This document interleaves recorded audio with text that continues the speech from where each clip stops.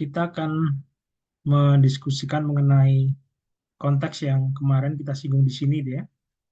Di apa dalam profesi hukum termasuk notaris pun kita akan berhadapan dengan ini dan ada aspek apa yang perlu kita perhatikan betul.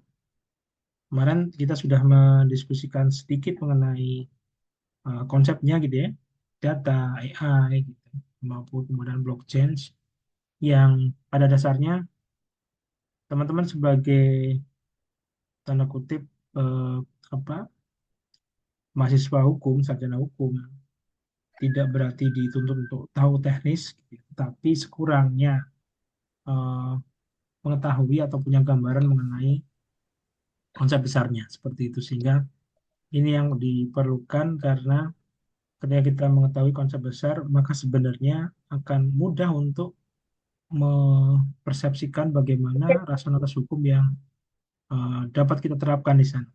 Yang penting itu karena memang bagaimanapun nantinya kita dihadapkan pada pada apa pada titik poin ketika kita dipaksa untuk itu kan.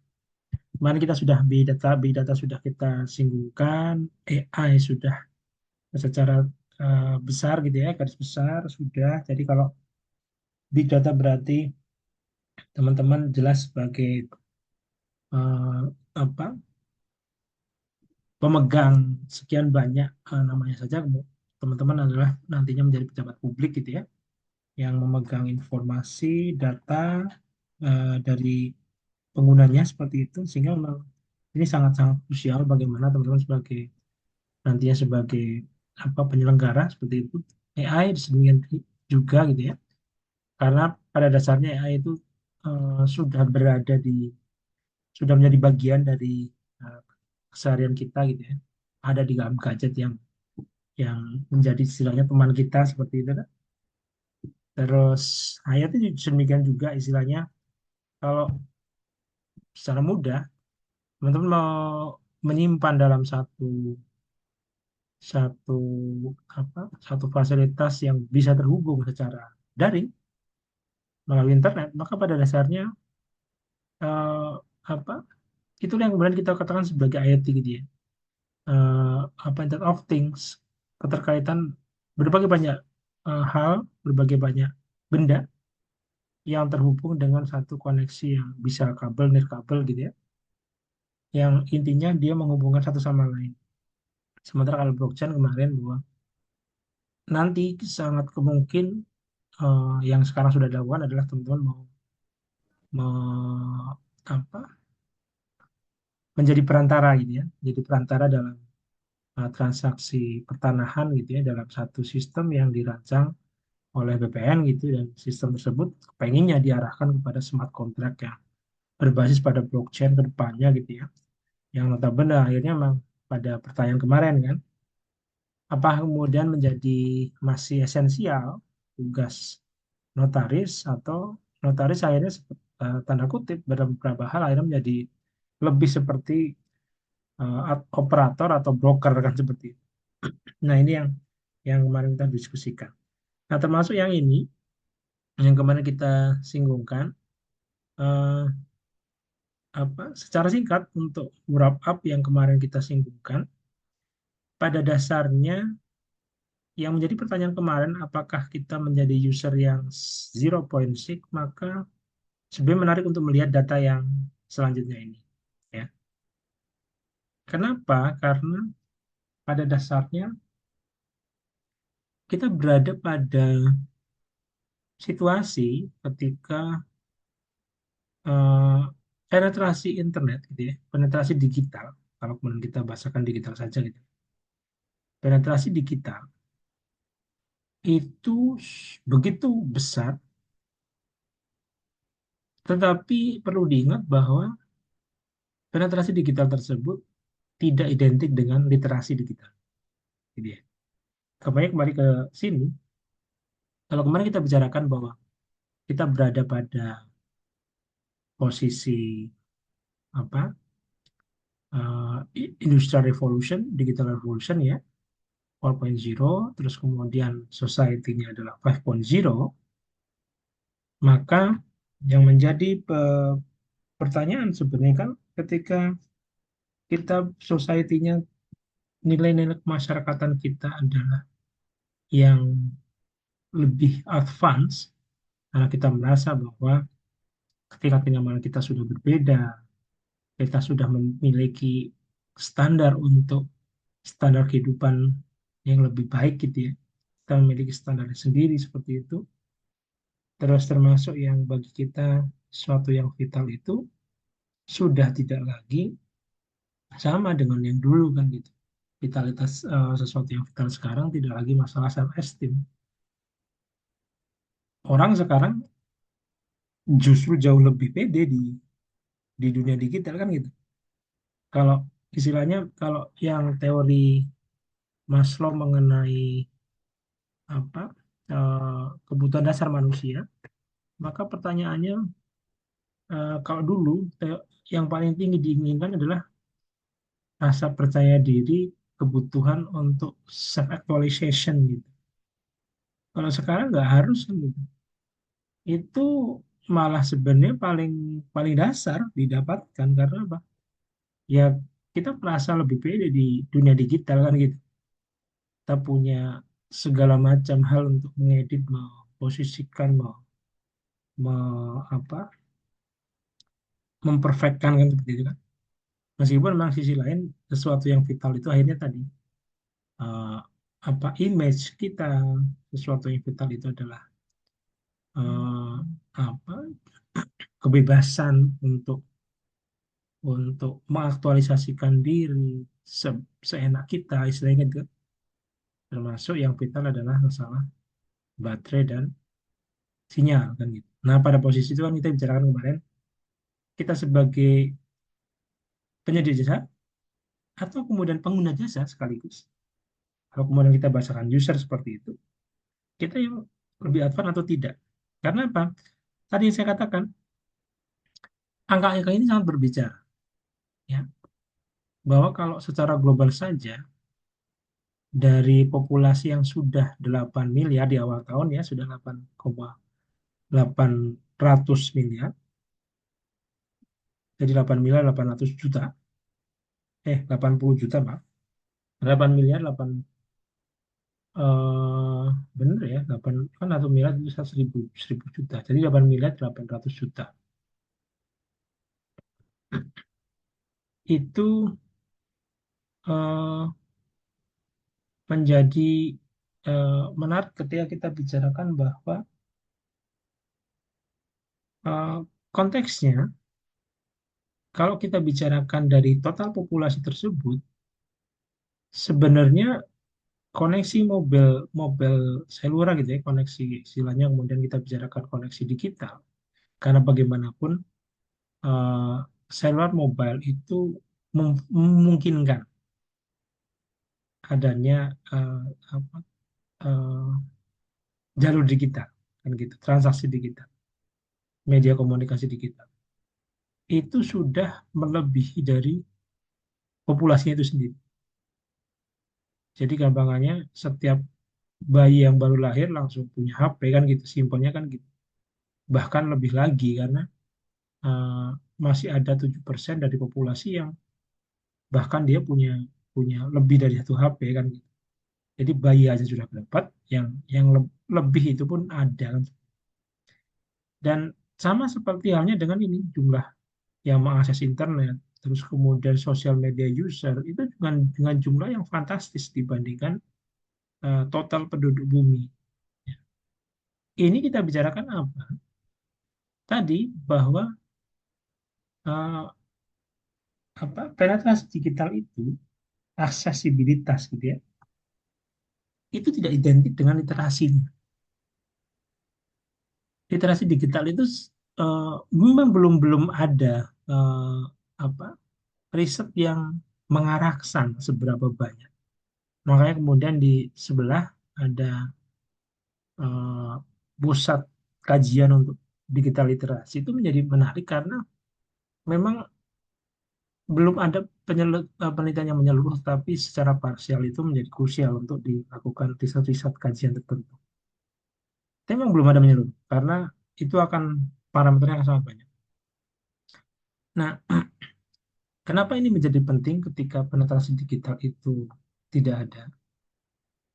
Karena kita bicarakan di angka-angka yang sama halnya dengan yang tadi, tapi kita potret di Indonesia.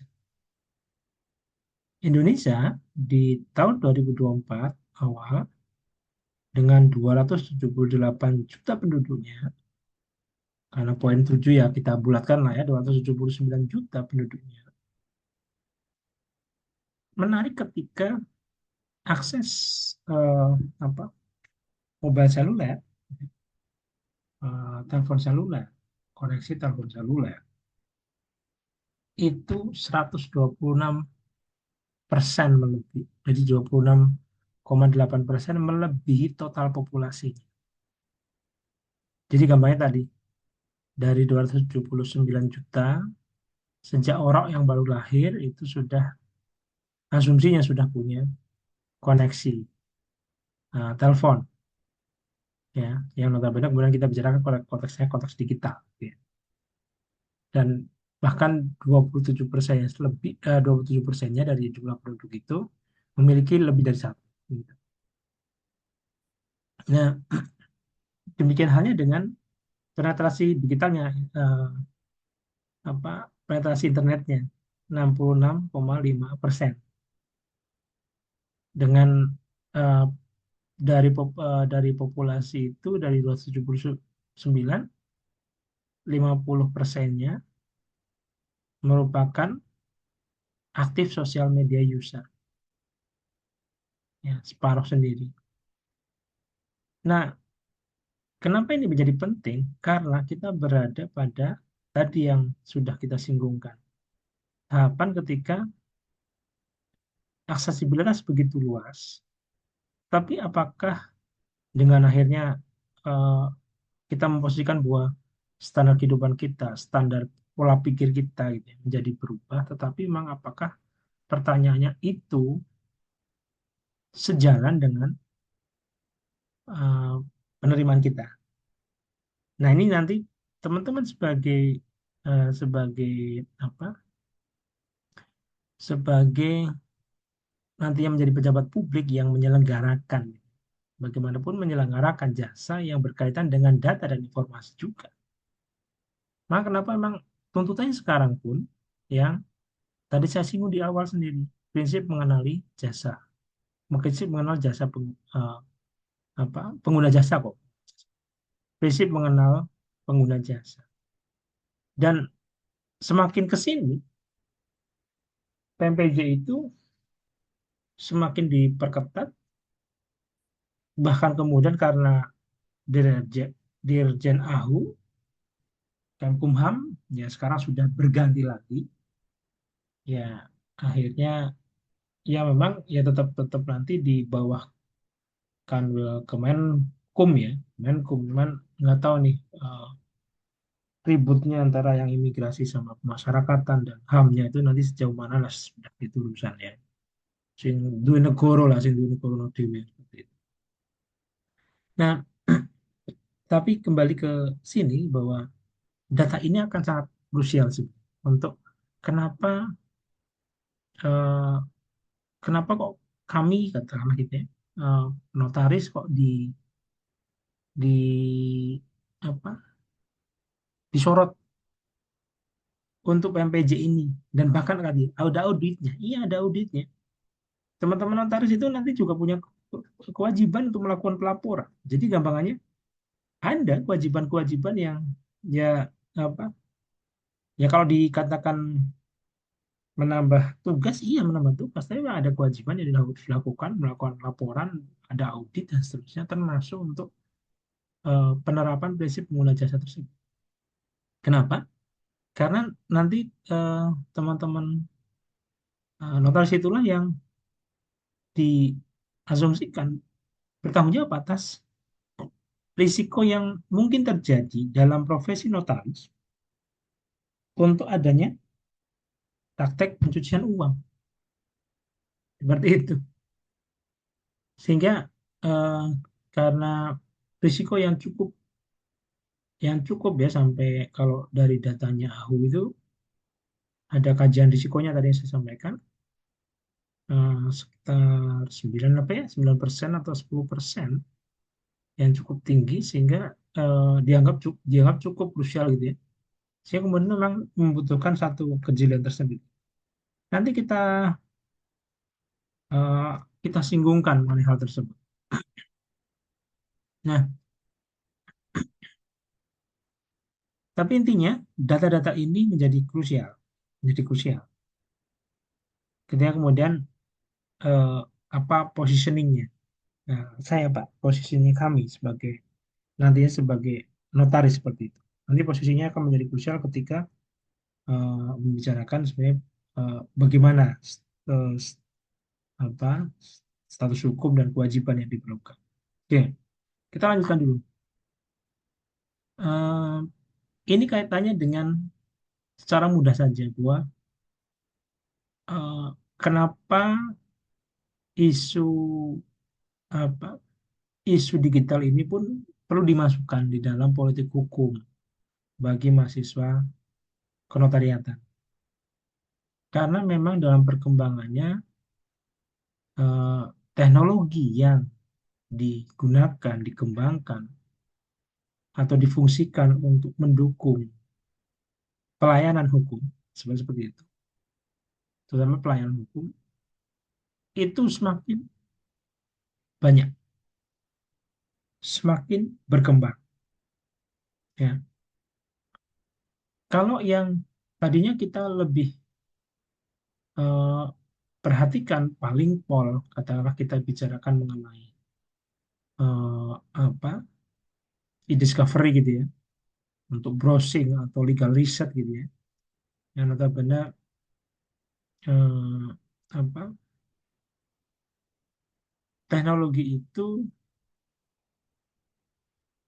hanya diarahkan untuk eh, apa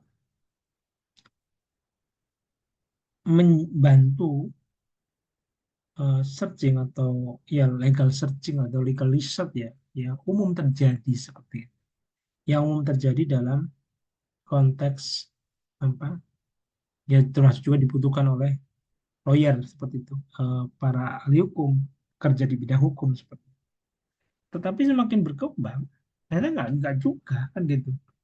Kita bicarakan bahwa eh, apalagi sekarang yang kemarin kita diskusikan kan, AI legal tech software yang kemudian menjadi alat bantu sistem kepakaran tersendiri gitu ya, yang ternyata bisa diaplikasikan juga seperti itu. Terus ternyata kemudian, nah, online consultation, nah ini menjadi menarik ini.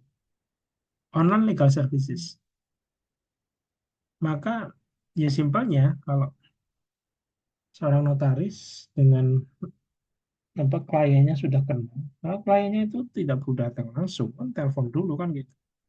Baru kemudian sudah deal, sudah oke, istilahnya tanda tangan dengan para pihak, datang langsung kan gitu. Simpelnya sebenarnya berarti kita bicarakan, oh iya, sebenarnya memang perlu dipisahkan tuh antara eh, pemberian jasa gitu ya, untuk hadapan langsung dengan proses gampangnya signing proses gitu kan gitu.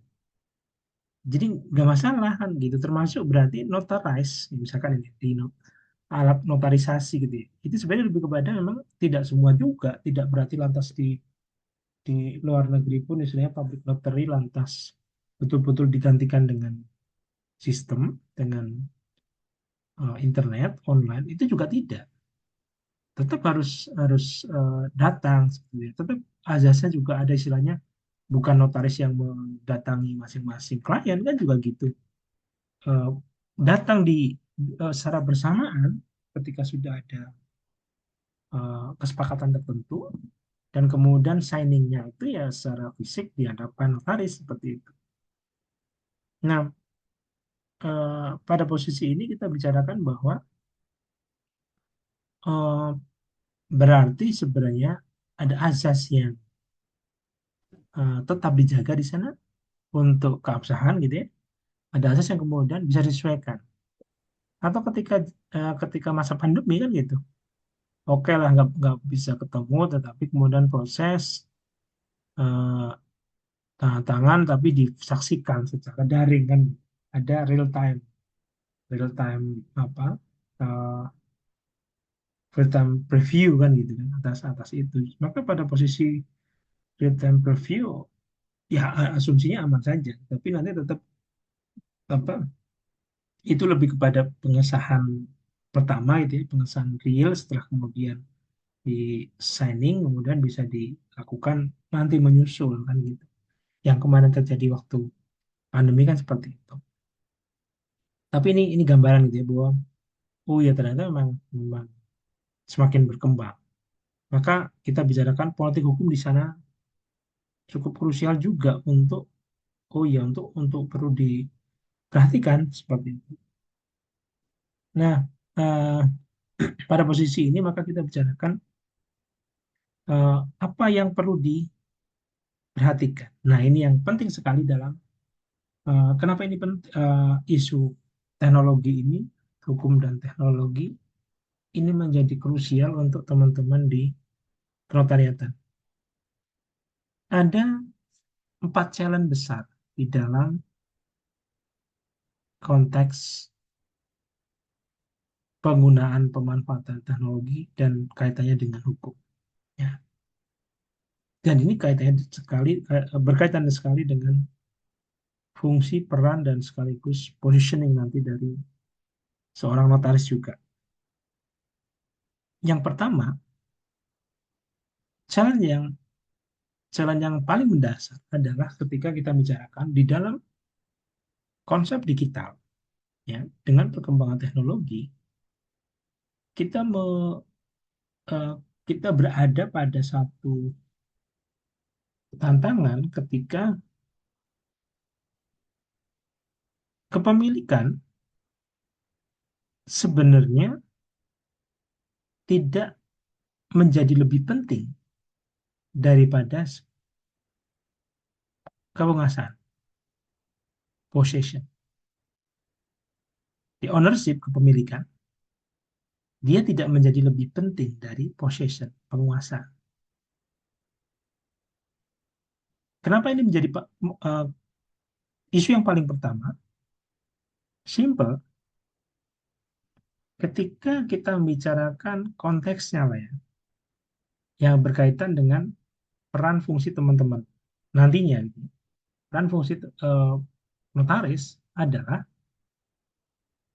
kita bicarakan bahwa dalam konteks apa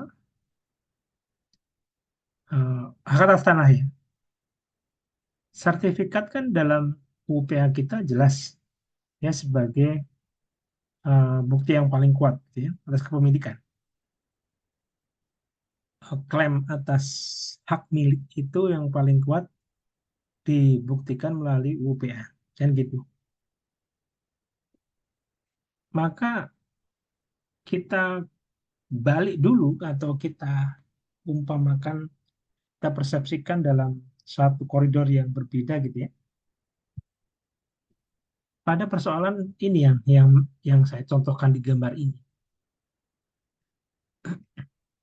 Ketika saya mengunggah suatu foto di Facebook, foto itu ketika masih di HP simpan, itu foto milik saya pribadi. Saya memiliki ownership, full ownership atas hal tersebut ya kan. Kepemilikan saya penuh. Mau saya hapus, saya edit, saya macam-macam lah. Saya simpan saja. Apalagi fotonya lagi gaya-gaya misalnya gitu ya. Nah, seperti itu. Nggak ada urusan. Itu ownership saya. Sepenuhnya saya yang berkuasa atas foto tersebut. Atas model tersebut. Tetapi ketika foto itu saya unggah di Facebook, apakah pada saat itu kemudian saya mengatakan bahwa ownership-nya, kepemilikan itu masih mutlak milik saya. Kalau kemudian kita bicarakan, ya itu fotomu, kok itu wajahmu. Iya, oke. Tetapi apakah semua orang juga bisa memiliki itu kan? Gitu kan? Namanya seperti itu.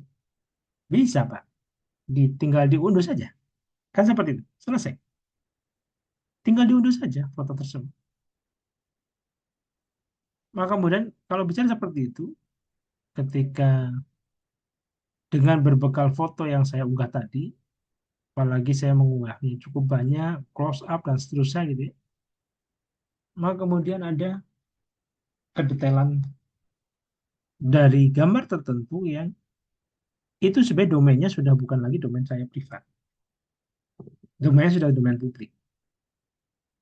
Pada saat itu, possession itu menjadi lebih berkuasa.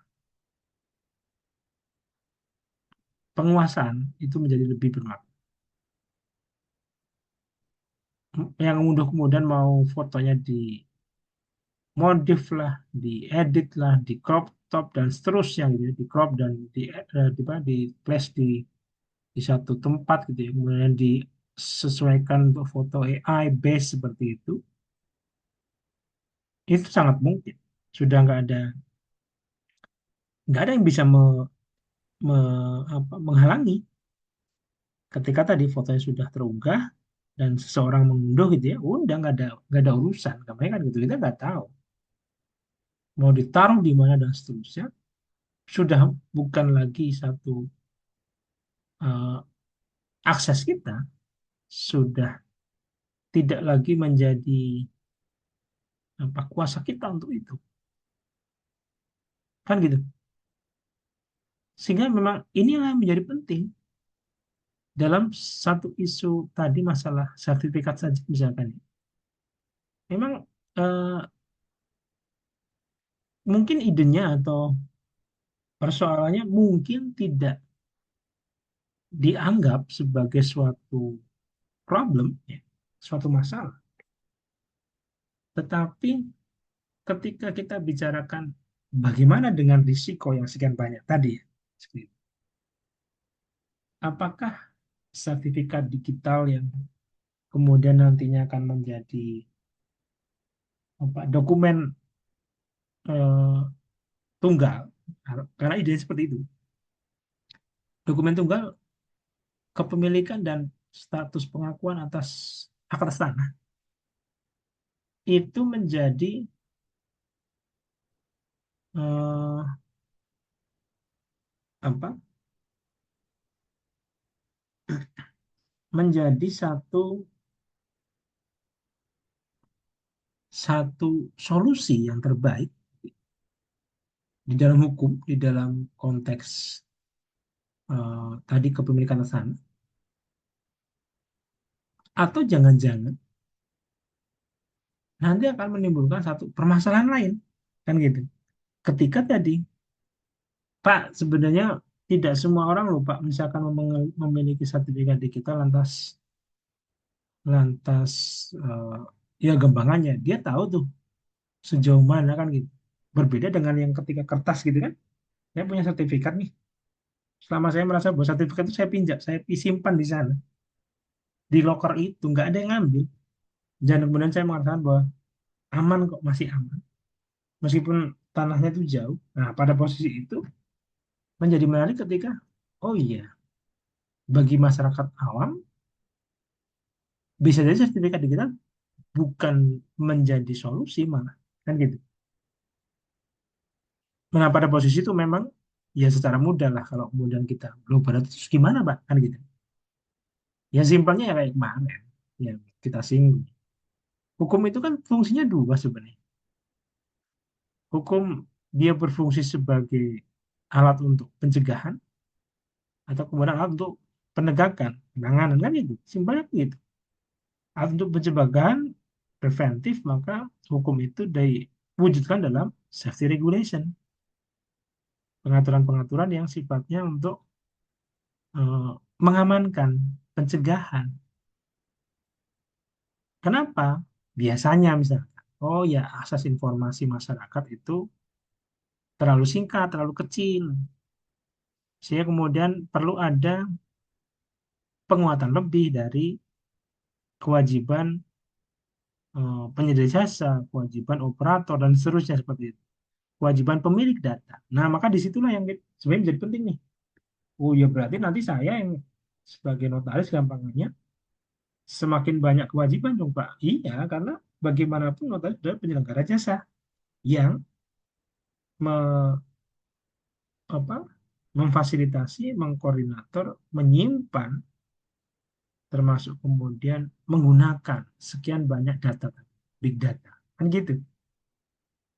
Berarti nanti ke depan kalau notaris kami diberi seperti ini itu berarti istilahnya tanggung jawabnya melekat. Ya sangat mungkin. Gitu.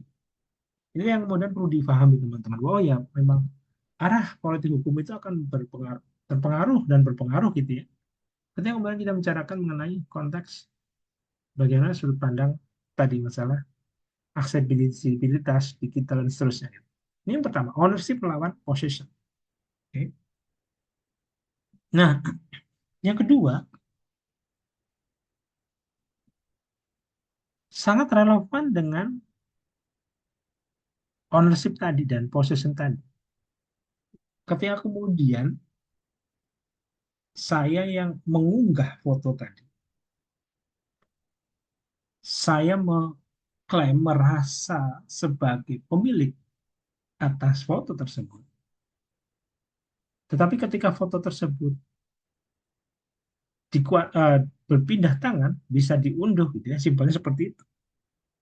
Maka saya lepas atas penguasaan foto tadi, ya kan?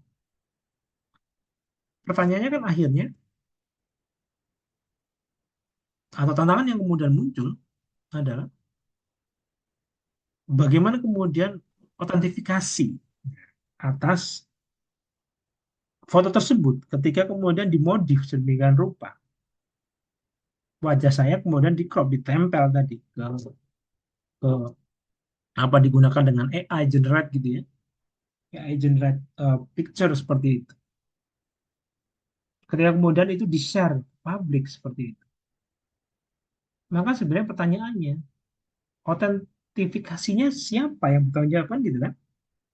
Terus bagaimana saya bisa menjamin otentifikasi tersebut? Karena dalam konteks digital ini,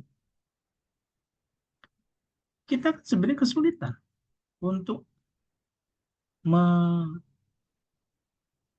menentukan itu. Apalagi punya beredar aja foto tersebut, beredar aja informasi tersebut. Nah, tanyakan kemudian ketika beredar satu, misalkan begini gambar di sini. Gambar di sini mana yang benar? Ada yang penemuan kerangka gitu ya, foto, kemudian narasinya bisa macam-macam sekali kan gitu. Apalagi narasi dikaitkan dengan, ingat Nabi Adam itu tingginya 30 hasta, misalnya gitu ya. Apa 60 hasta itu, 30 meter lah, nggak seperti itu. Pola pikirnya sampai seperti itu. Terus kemudian kita bicarakan, wah ini berarti ini mungkin Pak yang kiri itu lebih jelas otentik gitu. Sementara yang ke kanan ini bukannya enggak deh itu, wah, itu mainan Pak bentuknya kayak plastik dan seterusnya gitu. Ya.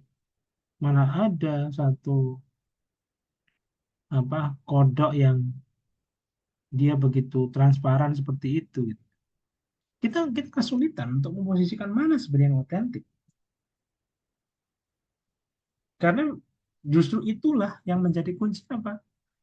Orang hukum ya, apalagi nanti jabatan notaris itu berhadapan dengan sesuatu yang penting kaitannya dengan otentifikasi.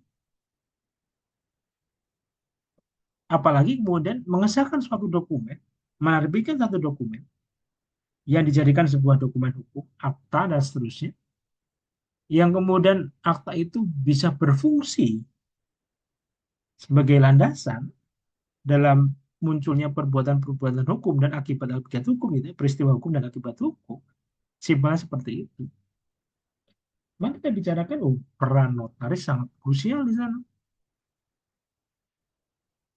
pertanyaannya kan akhirnya pada sejauh mana kemudian tanggung jawab notaris untuk memastikan otentifikasi ini kan gitu. Iya kan? Ini kan menjadi penting tuh. Sampai kapan kami atau sampai sejauh mana kan gitu kan? Dalam kemarin saya sampaikan bahwa eh, ketika kemudian minuta gitu ya, itu menjadi penting karena itulah dokumen dokumen apa track record, kejelasan alur, apa namanya, notulensi atau kemudian risalah gitu ya, asumsinya risalah yang sekaligus menjadi eh, saksi saksi tertulis ya. Catatan tertulis menjadi betul-betul dokumen pendukung, dia menjadi dasar hukum dari tindakan-tindakan nantinya Anda sebagai pejabat notaris kan gitu. Nah, pada posisi itu kenapa kemudian diwajibkan apa diarahkan itu dokumentasi sekarang sudah diwajibkan ya membuat dokumentasi, sudah membuat dokumentasi memiliki kewajiban untuk itu karena memang disitulah penting bahwa ada upaya yang sudah dilakukan notaris untuk memastikan otentifikasinya itu juga dilakukan kan gitu. Karena notaris kan sebenarnya tidak punya kewenangan untuk dan tidak punya kewajiban juga untuk membuktikan secara material otentifikasi dari misalkan calon pengguna jasanya kan gitu kan. Tetapi selambat laun kemudian kenapa ada prinsip mengenali pengguna jasa tadi? Oh ternyata iya ya, kami perlu ya seperti itu kan. Karena simpelnya nih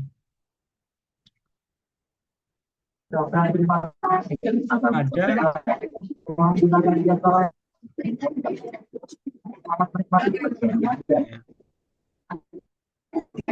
ya, bocor. Simpelnya kenapa misalkan kita bicarakan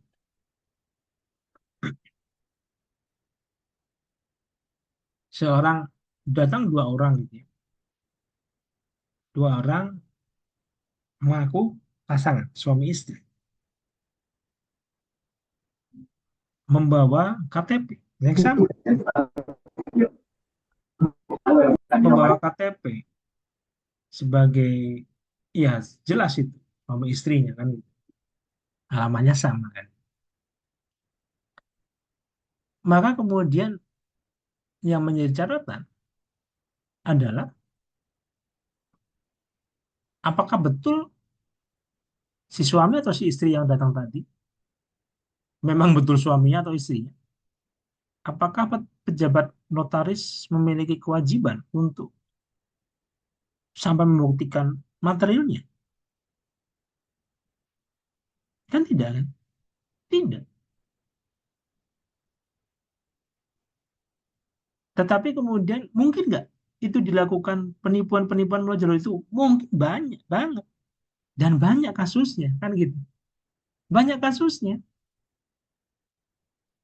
Ketika kemudian yang datang sebenarnya salah satu itu orang bayaran saja, bukan istrinya.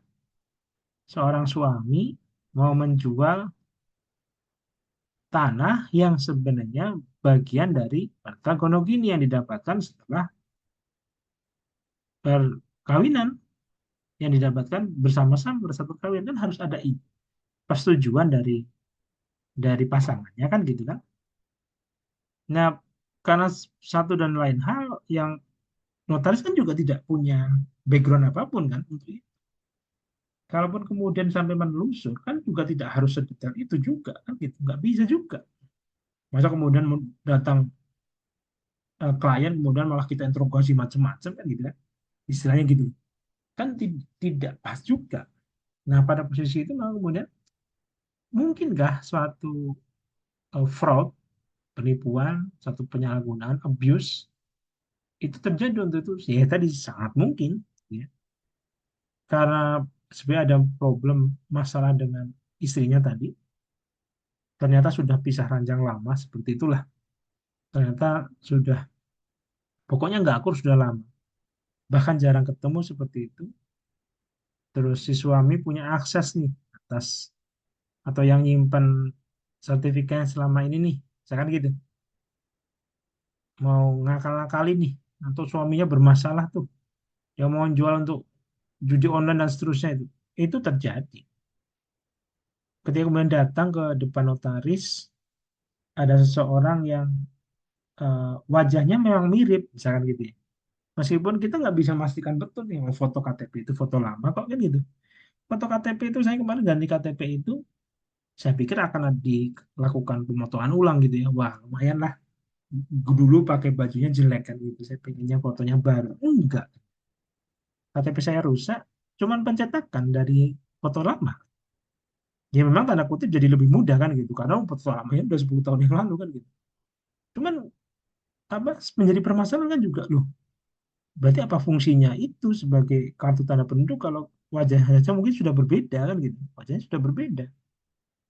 Maka kemudian ketika datang seseorang tadi, suami istri gitu ya, atau kemudian yang diaku seperti itu, terus kemudian KTP-nya ada, entah itu palsu dan sesuai, bukan adanya, bukan urusan juga kan gitu kan.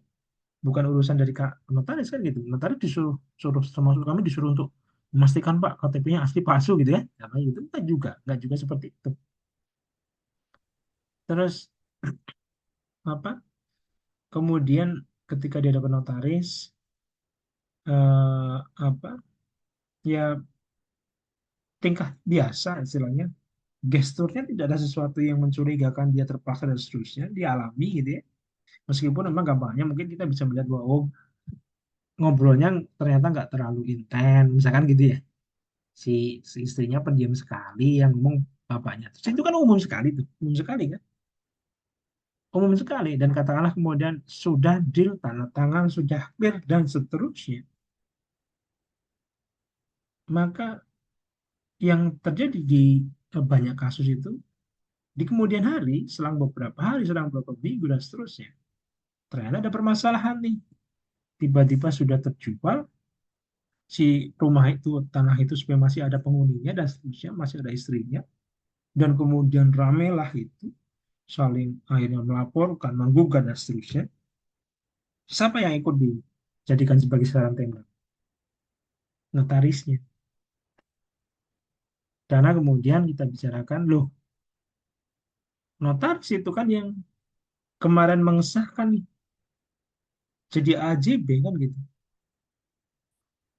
Maka kemudian clear di sana asumsinya kemudian notaris yang bertanggung jawab tuh dia ikut main tuh jangan-jangan kan seperti itu. Padahal pertanyaannya, loh kita sudah mau lakukan kok sudah ada rekaman sudah kita tanyakan istilahnya kita istilahnya gitu ya, notaris kemudian melakukan screening dan seterusnya tanya-tanya lah kan gitu. Tapi kan tidak dalam level seperti interogasi dan seterusnya gitu ya. Ada urusan tersendiri tapi bahwa kami cukup merasa teryakinkan kok dengan itu fotonya juga mirip. Foto tadi nah, foto aja foto lama gitu kan, fotonya juga mirip sudah selesai kan. Siapa lagi yang kemudian harus masa kemudian notaris harus tadi membuktikan terus kemudian menyelidiki nguntit dan seterusnya kan nggak ada urusan. Nah pada posisi itulah kemudian kita bicarakan oh ya benar nih, autentifikasi menjadi hal yang sangat krusial nih, kunci utama nih permasalahan ini. Karena di satu sisi autentifikasi itu akhirnya menjadi apa eh, apa hal yang penting yang menjadi wajib untuk difasilitasi gitu ya. Tapi di sisi lain, ternyata dalam dunia digital tantangannya semakin besar kan gitu kan. Nah ini menjadi penting nih, eh, perlu difahami oleh teman-teman nanti, betul-betul difahamkan. Jadi istilahnya kehati-hatian itu menjadi sangat penting ya, dalam pelaksanaan tugas jabatan notaris nantinya. karena ternyata tidak cukup itu. Termasuk apalagi jangan sampai istilahnya, udah dong Pak, lah saya nggak kliennya saya belum banyak Pak, ya masa tak tolak Pak, masa saya harus mempersulit misalnya seperti itu. Ya gampangnya misalkan, kalau tiba-tiba datang nih eh, apa seorang suami istri gitu ya, mengaku suami istri, ternyata KTP-nya berbeda, terus mereka mesra Pak di hadapan kita, mesra rangkulan juga, pokoknya cocok itulah suami istri. Memang itu membuktikan mereka suami istri. Karena ada teman-teman, ada kasus seperti itu, ada di Jogja juga banyak. KTP-nya apa suami Jakarta, KTP-nya istri Jogja. Alasannya karena memang kerjanya jauh. Ini pas kebetulan si suami sedang apa istilahnya nggak ada kerjaan di, atau lagi ada tugas seterusnya seperti itu di sini, atau dulu pernah kerja di Jakarta, atau rumahnya dulu di Jakarta, sekarang saya ikut misalkan. Si istrinya ikut ikut suami, belum Pak, belum ngurus misalkan gitu. Surat nikah di mana misalkan gitu, sampai kemudian saya tanya, surat nikah kan sesuatu yang jarang ya, apalagi tadi mesra surat nikah, oh, di Jakarta ya misalnya seperti itu, tapi bawa bawa no sertifikat dan seterusnya. Nah maka menjadi penting tuh, pokoknya bukti-bukti yang lain cukup relevan lah menunjukkan, apa kemudian bawa saksi gitu ya, iya betul ini Pak ini seperti ini, pokoknya bagaimana meyakinkan di hadapan klien, di hadapan notaris, kan sangat mungkin. Menjadi pertanyaan akhirnya, oh ya betul nih, berarti memang ada prinsip kehati-hatian juga yang harus dilakukan oleh notaris. Membicarakan autentifikasi. Ini penting. Karena autentifikasi itulah yang menjadi salah satu isu paling krusial yang wajib dilakukan oleh kita sebagai orang hukum. Apalagi teman-teman nanti dalam konteks jabatan notaris. Kan gitu. Nah ini sama seperti gambar ini nih. Yang otentik yang mana? Ya jelas yang kanan. Otentik yang kodok transparan ini memang ada. Sementara ini palsu, ini cuma AI generate. Ini akal-akalan saja. Kemudian disetting dan seterusnya. Kalau orang nggak paham ya sudah, kan gitu. Zaman sekarang pun ya sudah. Zaman sekarang yang pendukung teori flat earth juga banyak juga kan gitu kan. Ya memang bumi mungkin nggak bulat utuh ya, gitu. Agak agak bentuknya gepeng sedikit kan gitu. Tapi bukan berarti flat earth kan gitu. Tapi entahlah itu yang kemudian dalam dunia digital seperti itu ya, dalam kemajuan teknologi seperti itu. Tapi ini isu yang paling mendasar di autentifikasi.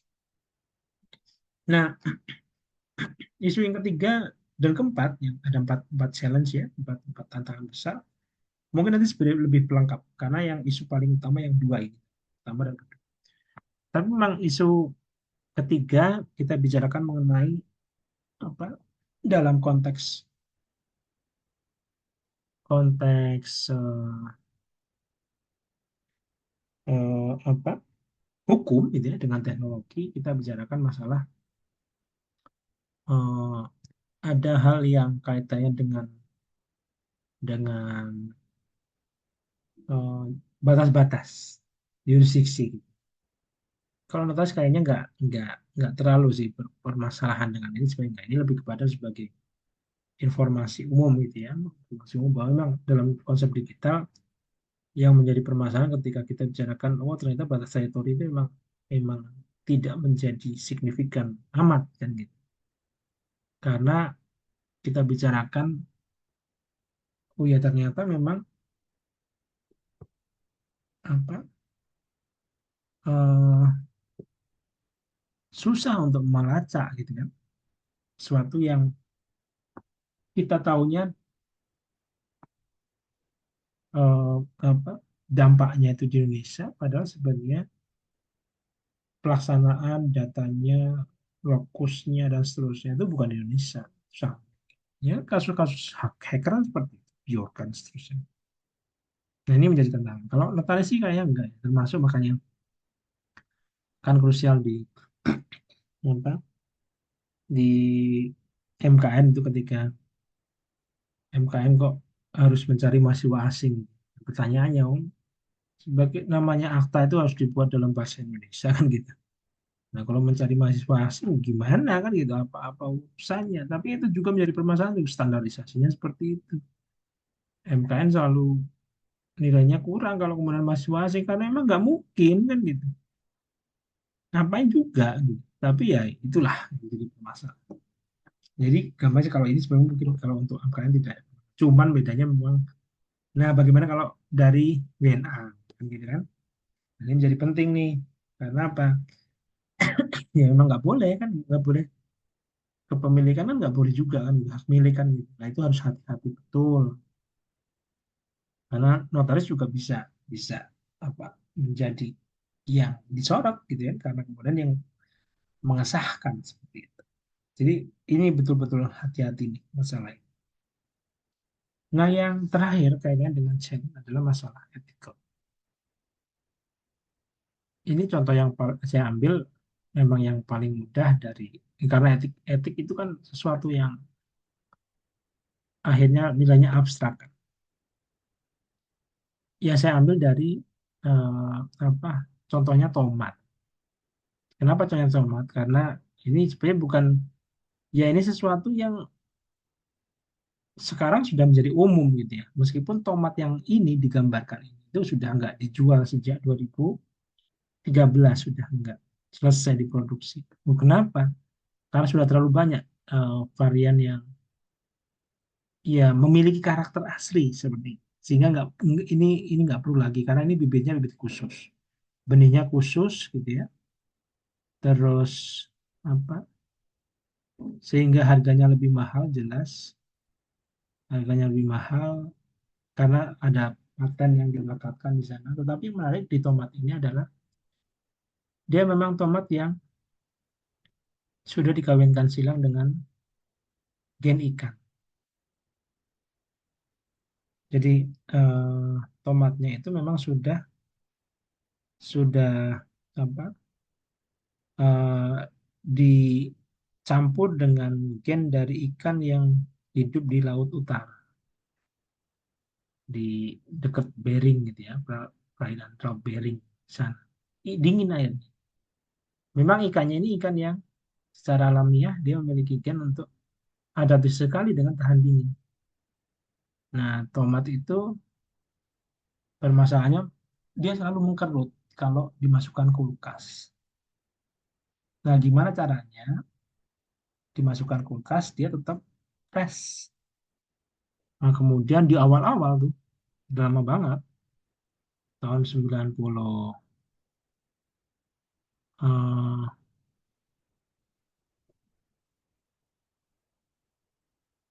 ini diberhentikan 2012 ya, saya sampaikan. 95 ya, kalau nggak salah. 92 mulai riset, 95. Yang mana kemudian risetnya adalah bagaimana menghasilkan suatu varian tomat yang dia bisa awet, lebih tahan dari keriput ketika dimasukkan di kulkas. Seperti itu simpel. Dan kemudian muncullah ini, dikawin silakan dengan ikan. Nah, pada persoalan tersebut ya kemudian etika kita bicarakan mengenai, oh etis nggak tahu seperti itu. Agama itu. Karena teknologi memungkinkan untuk itu. Nah, kalau dikaitkan dengan isu yang lain, memang mungkin nggak kelihatan gitu ya.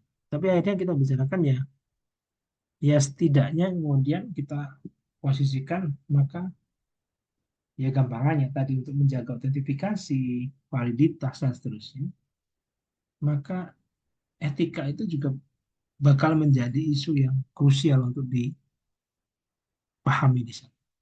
Itu yang penting ya, yang penting untuk diperhatikan oleh teman-teman. Seperti itu. Nah, saya mungkin terakhir saja ini ya. Nah ini terakhir ini. Apa yang eh, krusial untuk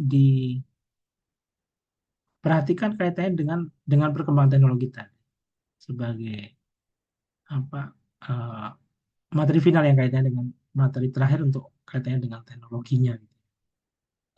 Yang pertemuan ketiga, yang pertemuan terakhir kita yang bicarakan mengenai konteksnya lebih ke apa, eh,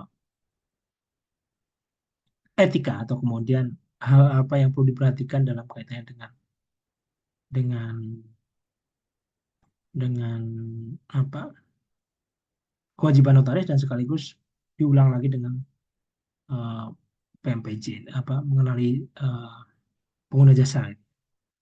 Ini kaitannya dengan sebenarnya secara simpel ini sebagai pengantar untuk ya materi selanjutnya, materi terakhir soal dia. Ketika kemudian oh ternyata memang untuk antisipasi pencucian uang, tindak pidana pencucian uang, dia itu notaris betul-betul oleh PPATK terutama eh, di apa dilekatkan tanggung jawab yang cukup kuat besar. Kenapa? Karena ternyata memang banyak pola-pola pencucian uang dalam bentuk pembelian tanah. Ya, ya kampanye seperti ini kelihatan sekali waktu kasus Snodi Wajid dulu ya. Akhirnya kemudian remehnya ke sana tuh.